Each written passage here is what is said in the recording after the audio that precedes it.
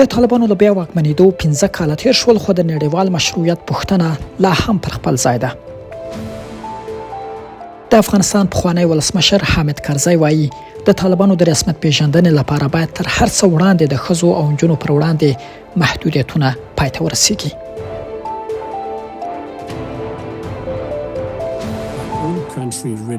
کرزي له بلومبرګ سره په تازه مرکه کې ویلي نجونو ته د زده کړو او ښځو ته د کار اجازه ورکول د طالبانو د مشروعیت لپاره مهم شرط دی.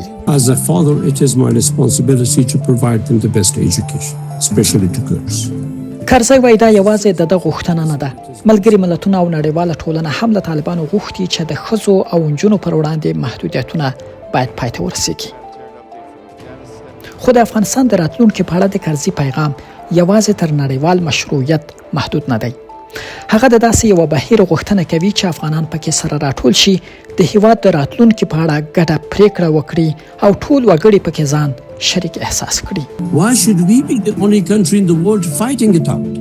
د حامد کرزي په وینا د افغانستان راتلونکی هغه مهال باثباته کېدای شي چې د هیواد ټول وګړي ښځې او نارینه د زده کړې، کار او سیاسي مشارکت حق ولري.